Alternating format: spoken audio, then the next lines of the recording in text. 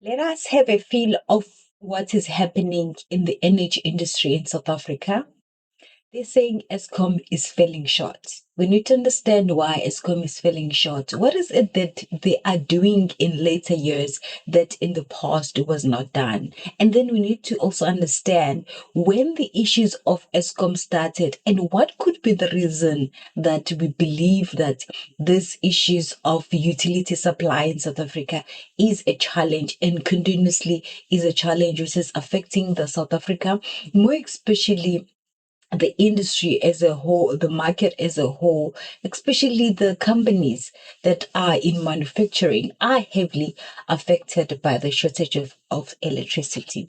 Let's just have a look at these articles and see what it says and understand what is actually happening in the energy industry.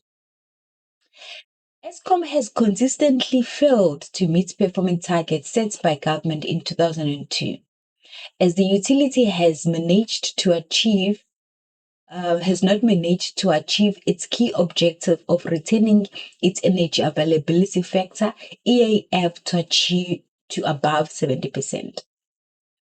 These targets were staggered over the coming years, with the utility aiming to improve its EAF to 65% by March 2024 and 70% by March 2025.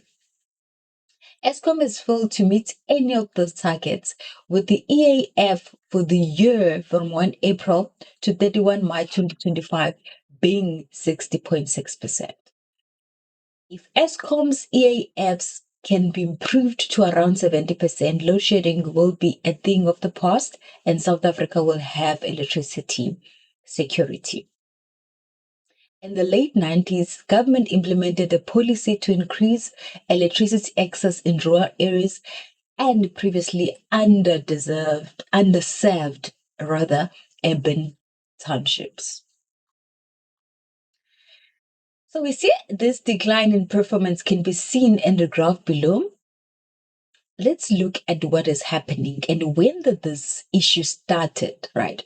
So we have been told that anything that is above 70% will mean the less risky of load shedding, or that we are at the point where we can supply the electricity correctly and avoid load shedding.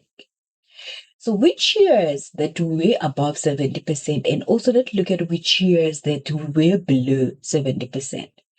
If we look at 2007 up right to 2030, we were always either in 70% or above 70%, meaning to say there were no issues of load shedding because we had enough electricity supply to supply the economy of South Africa. And then from 2014, in 2015, the issue started. That means we started to have issues of moving a little bit below our target line, right? In 2016 and 2017, there was a very great and good performance because we were looking above 75% in terms of our EAF, which is great.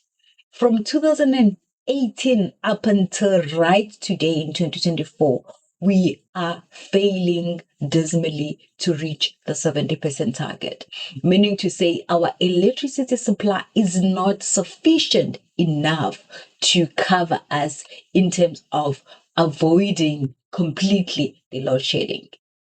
In 2023, we realized we had a very heavy load shedding, and then which lasted like 335 days. In 2024, the first and second quarter, they have tried to minimize the load shedding. However, as the time progressed in 2024, we see load shedding coming back a little bit, right? Let's just continue with the articles and understand what are those issues, what is really happening. So there seems to be a turnaround plan that has been created at Eskom. Let's see how this turnaround plan has been created and how is it going to potentially assist us in the long run as we move to the next years.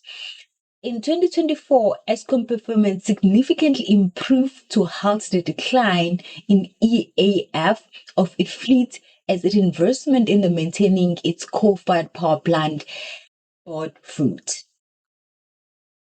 Eskom has reached a significant milestone on 23 February 2023 by achieving 35,000 megawatts of available capacity, with an evening peak demand of 30,740 megawatts.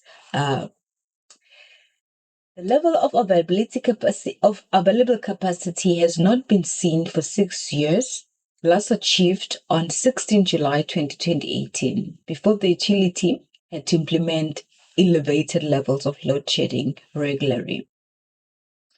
So what actually has happened at Eskom that is actually a turnaround plan? They've stated that there are three things or pillars that they've looked at in order to ensure that there's a turnaround plan. The first one, they said it's people, right? The management is engaging with the people that are actually working in the stations to ensure they understand what is the issue that is resulted to power inefficiency. So they're engaging with them, and also they're celebrating their wins, which obviously makes people happy and understand they are considered. So that is one of their turnaround plan that I have took. And then the second pillar, it's termed strategy. So what Nomalo is doing, Nomalo is saying, okay, cool, let us put all managers and the capacity where we believe they should be sitting on. So that means that people now are strategically positioned at Eskom in a way that the position they have filled, it assists strategically the Eskom turnaround plan. And the last part, it's accountability. So what they did, they said, okay, they're going to have to do performance of everyone on a regular basis to understand what actually they are performing on their works. We all know that if people they go through performance review, they will know that they have to do their work well. Because if they don't do their work well, that means they're not gonna be compensated well, they're not gonna get bonuses, and also they can lose their job if they decide not to perform according to what is expected of them. But with this turnaround plan, let's see what the PwC is saying.